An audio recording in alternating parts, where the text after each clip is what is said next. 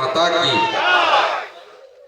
সমবেত রাষ্ট্রবাদী দেশপ্রেমিক সুধী মণ্ডলী, এই অপরূপ সুন্দর জঙ্গল ঘেরা ঝিলিমিলি এই ছোট্ট প্রান্তরে আমরা সবাই আজকে বিশ্ব আদিবাসী দিবসে মিলিত হয়েছি। আমি যারা মূলবাসী আদিবাসী, যারা জল জমি জঙ্গল রক্ষার ক্ষেত্রে সবচেয়ে গুরুত্বপূর্ণ ভূমিকা নিয়েছেন, তাদের প্রত্যেককে আজকে গড় জোহার জানাচ্ছি আজকে বিশ্ব আদিবাসী দিবসে। এবং আপনারা জানেন, সুনীল রুদ্র মণ্ডল বলেছে যে বিশ্ব আদিবাসী দিবস ভারতীয় জনতা পার্টির আমাদের যে আদিবাসী মোর্চা আছে গোটা ভারতবর্ষ জুড়ে পালন করছে।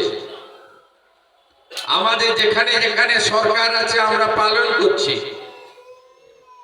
আমরা আমাদের দলের পক্ষ থেকে এখানে আদিবাসী সমাজের কিছু মানুষকে সম্বর্ধিত করব। তাদের সাংস্কৃতিক যে ঐতিহ্য আছে, গান বলুন, মাদল ধামসার আওয়াজ বলুন শুনব, এবং ভগবান বিরসা মুন্ডা সহ সিধু মুর্মু, কানু মুর্মু, চাঁদ মুর্মু সহ অলচিকি লিপির আবিষ্কার কর্তা, যিনি সাঁওতালি ভাষায় লেখা হয়েছিল অলচিকি লিপি 1925 সালে, পণ্ডিত রঘুনাথ মুর্মু, তাকে শ্রদ্ধা জানাবো। তাতেও এখানকার পুলিশের আপত্তি। এত কেন আপনাদের বাধা? এক অদ্ভুত চরিত্র। 2022 সালে আমি রায়পুরে এসেছিলাম, সেদিনও বাধা দিয়েছে, বলছে বেলপাহাড়িতে মমতা ব্যানার্জি, বেলপাহাড়ি থেকে রায়পুরের দূরত্ব কত? Minimum 40-50 kilometre. বলছে প্রোগ্রাম করতে দেব না। সেদিনও হাইকোর্ট থেকে গিয়ে অনুমতি নিতে হয়েছে। আজকে 24 সাল, আমরা 2500 লোক নিয়ে একটা কর্মসূচি করব 1 ঘন্টার।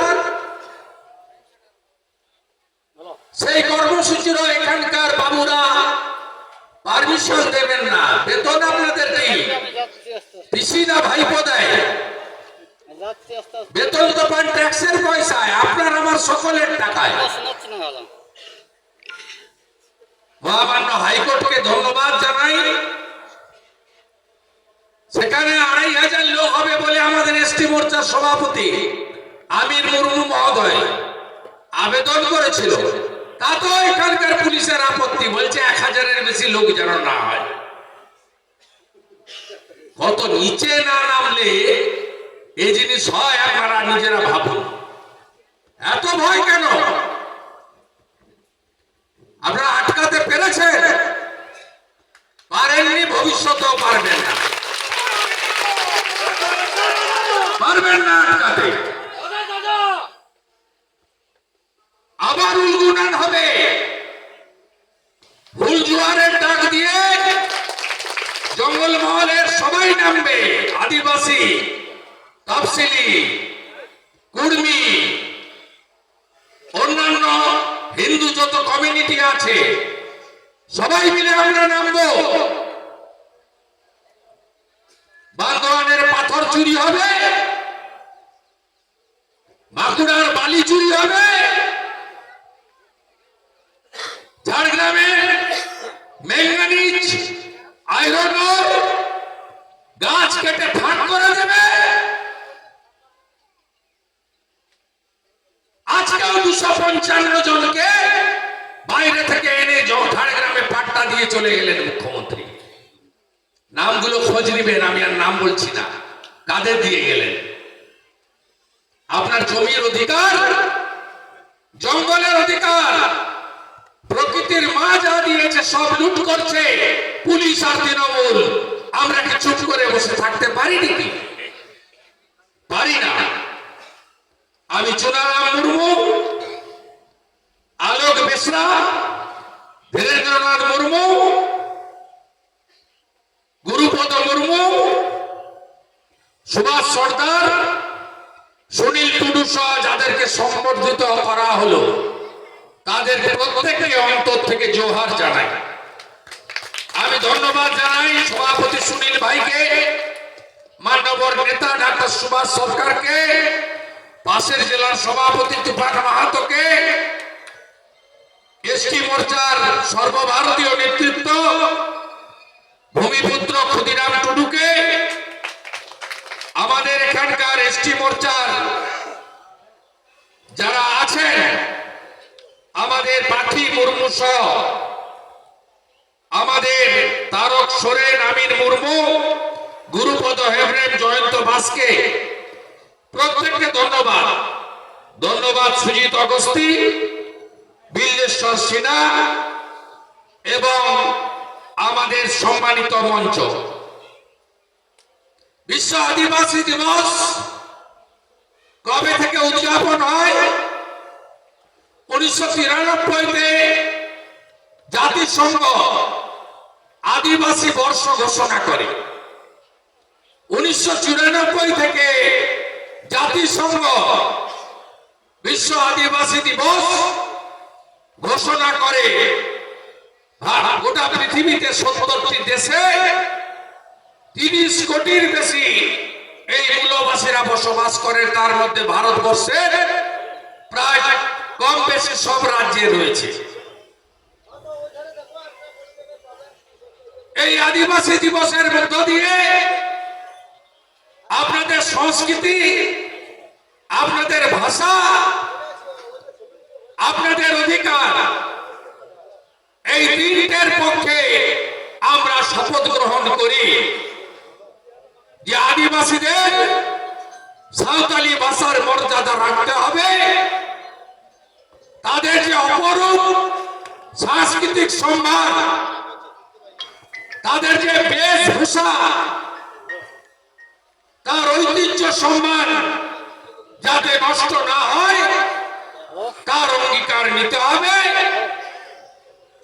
তাদের যে অধিকার, জলের অধিকার, জমির অধিকার, জঙ্গলের অধিকার, এই অধিকার যাতে কেউ কেড়ে না নেয় তার অঙ্গীকার বিশ্ব আদিবাসী দিবসে নিতে হবে। আমাদের দেশের প্রধানমন্ত্রী তৃতীয়বারের জন্য আপনারা তাকে প্রধানমন্ত্রী করেছেন। তিনি আসার পরে জনজাতি মূলবাসীদের জন্য কি কি করেছেন আপনাদের শুনে রাখা দরকার আছে। তিনি প্রথম 15ই নভেম্বর বিরসা মুন্ডাজির জন্ম জয়ন্তীকে আদিবাসী গৌরব দিবস হিসেবে ঘোষণা করেছেন। নরেন্দ্র মোদীজি তখন অর্জুন মুন্ডাজি মন্ত্রী ছিলেন। তিনি গোটা ভারতবর্ষে কোল, মুন্ডা সহ 75টি অতি প্রাচীন জনজাতি, তারা ভারতবর্ষে 37,000 গ্রামে আছে। এই 37,000 গ্রামকে আমাদের প্রধানমন্ত্রী মডেল ভিলেজ হিসেবে নিয়েছেন। এ রাজ্যে আপনি দেখতে পাবেন না, কারণ এই রাজ্যে যে চোরেদের পার্টি আছে, যাদের চোখে মুসলমান ছাড়া আর কাউকে দেখতে পায় না, এরা তারা এই রাজ্যে এই কর্মসূচি চালু করতে দেয়নি। ঝাড়খণ্ড, উড়িষ্যায় যান, এই 75টি জনজাতির গোষ্ঠীর সব গ্রামে সৌর আলো, নলবাহিত পানীয় জল, আধুনিক শৌচাগার, পাকা বাড়ি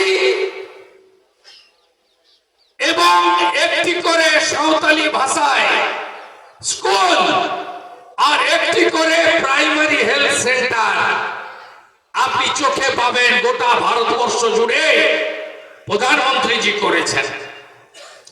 প্রধানমন্ত্রীজি প্রত্যেকটি রাজ্যে যে জেলাতে জনজাতি আদিবাসীরা বাস করেন একলব্য রেসিডেন্সিয়াল স্কুল আবাসিক বিদ্যালয় করে দিয়েছেন। পশ্চিমবঙ্গেও অর্জুন মুন্ডাজি মাননীয় মুখ্যমন্ত্রীকে 5 বার চিঠি লিখেছেন। 9টা জেলায় ক্লাস 1 থেকে 12 আধুনিক শিক্ষা দেওয়ার জন্য সাঁওতালি ভাষা সহ বিনা খরচে আমরা আবাসিক একলব্য বিদ্যালয় করতে চাই, আপনি জমি দিন। এই রাজ্যের মুখ্যমন্ত্রী যেমন আয়ুষ্মান ভারত করতে দেয়নি, এই রাজ্যের মুখ্যমন্ত্রী যেমন বিশ্বকর্মা যোজনা চালু করতে দেয়নি, এই রাজ্যের মুখ্যমন্ত্রী যেমন বেটি পড়াও বেটি বাঁচাও করতে দেয়নি, এই রাজ্যের মুখ্যমন্ত্রী যখন প্রধানমন্ত্রী শস্য বীমা যোজনা করতে দেয়নি, এই রাজ্যের মুখ্যমন্ত্রী যেমন উজালা গ্যাসে 3য় দফায় 75 লক্ষ কানেকশনে পশ্চিমবঙ্গ একটাও কানেকশন দিতে দেয়নি, একইভাবে অর্জুন মুন্ডাজিকে বলেছেন আমি জমি দিতে পারবো না, টাকাটা আমাকে দেন, আমি তৈরি করব।